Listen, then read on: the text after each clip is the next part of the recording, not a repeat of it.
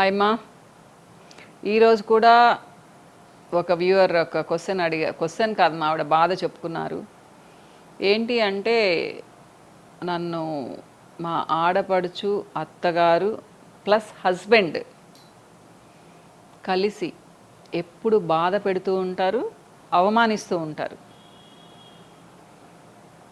బంధాలను తెంచుకోలేం కదా, ఏం చేయమంటారు అనేసి. సో ఈ క్వశ్చన్కి అసలు ఆన్సర్ ఉందంటారా? మీరు చెప్పండి మా. నాకు రెగ్యులర్గా ఫాలో అయ్యే వాళ్ళు ఉన్నారు మీలో చాలామంది. మీకు తెలిసిన పరిష్కారం చెప్పండి. ఇది నరకమేమ్మా. అంటే పాపం ఆవిడ ఎన్నిసార్లు అసలు ఇల్లు వదిలి వెళ్ళిపోవాలని చెప్పి ట్రై చేసి అంటే మనసులో అనుకొని ఉంటారు. ఇక పిల్లలు ఉన్నారనుకోండి, ఇంకా కదిలి కూడా వెళ్ళలేరు. మీకు అందరికీ తెలుసు కదా, మన భారతదేశంలో 60-70% మ్యారేజెస్ కేవలం పిల్లలనే లింక్తోనే నిలబడి ఉంటాయి. చాలామంది అంటూ ఉంటారు కూడా, ఒక బిడ్డను కనేసే ఈ ప్రాబ్లమ్స్ అన్నీ పోతాయి అని చెప్పేసి. ప్రాబ్లమ్స్ పోవు. బిడ్డలు ఉన్నారు కాబట్టి చచ్చినట్టు ఆడవాళ్ళు ఉంటారు. మగవాళ్ళు కూడా ఏంటి అంటే ఇంకా తప్పదు కాబట్టి భార్యతో ఉంటారు. బిడ్డ అనేది ఒక లింక్ అన్నమాట భార్యాభర్తలకి. అంటే ఇది కూడా నేను ఇప్పుడు గట్టిగా చెప్పలేకుండాను. ఎందుకు అంటే మరి బిడ్డలను వదిలేసి వెళ్ళిపోయే తల్లులు ఉన్నారు, తల్లి బిడ్డలను వదిలి వెళ్ళిపోయే తండ్రులు ఉన్నారు. మరి చాలా చాలా మార్పులు జరుగుతున్నాయి. బిడ్డలు ఉన్నారు కాబట్టి మనం ఈవిడితోనే ఉందాం అనుకునే మగవాళ్ళు తక్కువైపోయారు. సో బిడ్డను కన్నాను కాబట్టి హస్బెండ్తో ఓర్చుకోవచ్చు, కొన్ని రోజులు ఉండొచ్చు అనే ఆడవాళ్ళు తగ్గిపోతున్నారు. ఇది సపరేట్ సబ్జెక్టు. దీన్ని పక్కన పెడితే ఆడబడుచు అత్తగారు అవస్థలు పెట్టిన హస్బెండ్ బాగుంటే కొంచెం హ్యాపీగా ఉండొచ్చుమా. పోనీ హస్బెండ్ విసిగిచ్చిన అత్తగారు సపోర్ట్ ఉండి నేను ఉన్నాలేమ్మా, నేను మామయ్య ఉన్నాము, కొన్ని రోజులు ఓర్చుకో, వాడు మారుతాడు అని సర్ది చెప్తూ ఉంటే అప్పుడు కూడా ఉండొచ్చు. ఆడబడుచు అంటారు, ఆడబడుచులు నేనేం చెప్తాను అంటే సీరియస్గా తీసుకోవద్దని చెప్పను. ఆడబడుచు అంటే అర్ధమొగడని అంటూ ఉంటారు. కానీ ఎప్పుడైనా కానీ వేరే ఇంటికి వెళ్ళిపోతుంది, వచ్చినా 4 రోజులు ఉంటుంది కాబట్టి కొంచెం లైట్ తీసుకోవచ్చు అంటాను. కానీ కొంతమంది దీనికి కూడా అబ్జెక్ట్ చేస్తారు మా. ఎందుకంటే ప్రతిరోజు ఫోన్లు వస్తాయి మేడం, మా వారు వాళ్ళ చెల్లెలు లేదా అక్క ఎట్లా చెప్తే అట్లా వింటారు అని. ఇక్కడే మళ్ళా పెంపకం గురించి వస్తుంది మా కదా. ఒక పాపని బాబుని పెంచేటప్పుడు మంచి చెడ్డలు చెప్తూ విచక్షణా జ్ఞానం నేర్పిస్తూ ఎవరితో ఎలా ఉండాలో నేర్పిస్తే ఒక అమ్మాయి అత్తగారింటికి వెళ్ళినా అత్తగారితో మామగారితో హస్బెండ్తో ఎలా ఉండాలో తెలుసుకుంటుంది. అలానే ఒక అబ్బాయి పెళ్ళైన తర్వాత అమ్మతో ఎలా ఉండాలి, భార్యతో ఎలా ఉండాలి, భార్య పేరెంట్స్తో ఎలా ఉండాలనే విషయం నేర్చుకుంటాడు. ఇది ఇంటి నుంచి రావాలి, అది సంస్కారం. తల్లిదండ్రులే నేర్పించాలి లేదా పెద్దవాళ్ళు ఉంటే నేర్పించాలి. ఇది నేర్పించినప్పుడు చాలా అవస్థలు పడతారు మా. అది డబ్బులతో కాదు. చిన్న గుడిసెలో ఉండేవాళ్ళు చాలా ముచ్చటగా కాపురం చేస్తూ ఉండొచ్చు.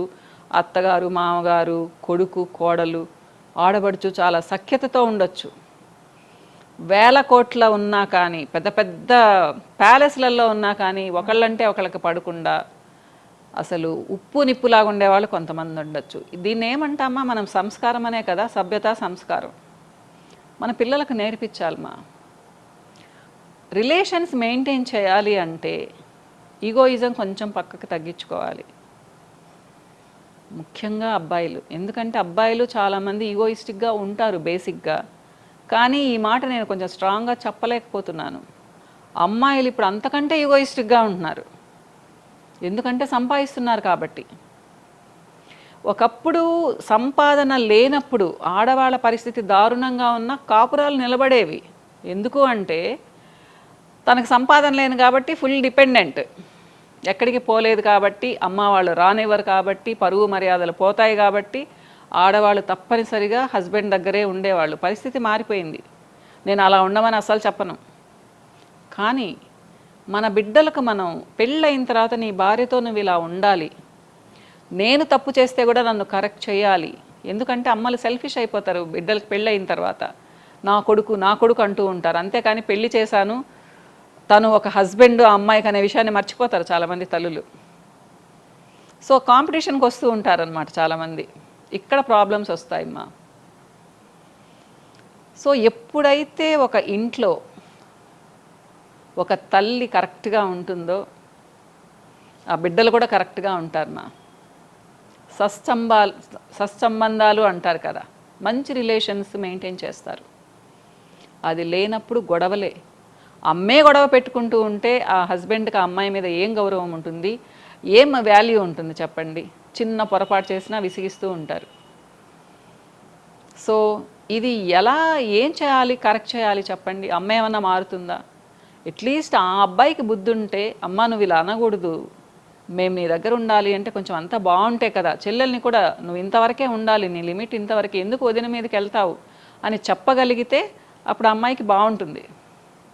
అందరూ కలిసి విసిగిస్తుంటే ఎన్ని రోజులు ఉంటారు, ఎలా హ్యాపీగా ఉంటారమ్మా? ఇది నాకు సొల్యూషన్ లేని క్వశ్చన్, నేనేం చెప్పలేను. అంటే అమ్మా నువ్వు ఇల్లు వదిలేసి వెళ్ళిపోమ్మని అయితే చెప్పలేను కదా. తనే అంటుంది, ఎందుకు అంటే వదులుకోలేం కదా అని చెప్పేసి. అంటే పాప మా అమ్మాయి చాలా ఓర్చుకుంటుందమ్మా. సో ఇప్పటికి కూడా ఇలాంటి పిల్లలు ఉన్నందుకు కొంచెం సంతోషంగా ఉంటుంది. ఇంకా ఇలానే ఉన్నారే మనుషులు అని చెప్పేసి బాధగా కూడా ఉంటుంది. సో కొంచెం నేర్పిద్దామ్మా.